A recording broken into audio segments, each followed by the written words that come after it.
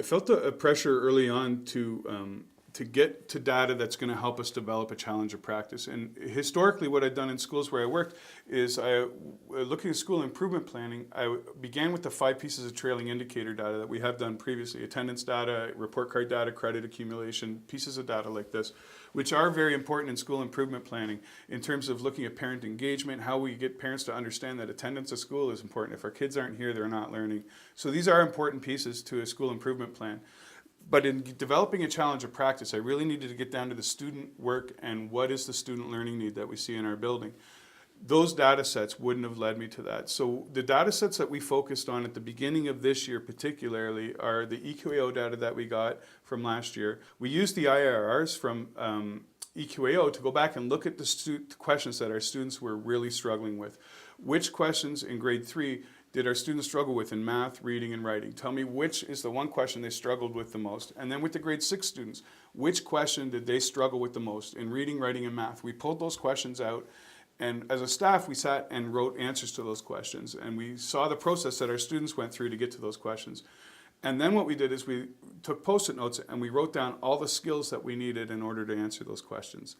And we said, which skills do we feel our students are really strong in, and which skills do we think our students need to do some building in? And we made a list of what those skills were. Then we asked staff to bring a piece of student work to our October staff meeting, the PA day, where we did a bit of case management with them. We looked at the student work. We found out what was kind of prior going on to the student work, what was the teaching that had happened in the classroom, and then we looked at the student work to analyze it for student strengths and student next steps. Once we took both pieces of information in terms of the student work that was coming out of the classroom and what we got from our EQAO, we had an actual list going of where our students needed to do some work. And we did what then we call a Post-it note pile-up. We took all these piles of Post-it notes that we had with student needs on them, and we started to sort them according to categories. So the categories that we came out with were around motivation, initiative, students not engaging in the work, they're not doing the critical thinking parts of the work, they're doing they're able to do the interpretation parts or the literal comprehension parts, but when it comes to critical thinking or higher level thinking with the work or applying the work, they weren't able to do those things at the same level that they were able to do other tasks. So we made a list and kind of prioritized what would be most important for us to work on in terms of our student learning need.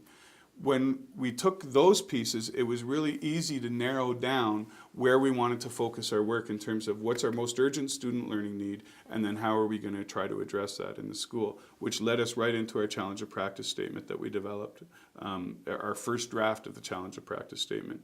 One of the things that's been difficult for the staff is to realize is that as we grow and improve in our learning, our challenge of practice would change and the wording in it will change because we're learning more. So likewise, the challenge that we're working on is going to change and move along with our learning. So it really was a first draft, and that's not where we are now. We're at a much different place in our second draft, but it took a facilitated conversation and a deep conversation to understand the learning that we've already done so that we were able to move our challenge of practice forward again. So one of the things that was difficult for me as the administrator to get by to people is that this is one version of our challenge of practice. And as we learn and as we grow, we're going to change our challenge of practice to kind of meet the needs of the students where they are now as well.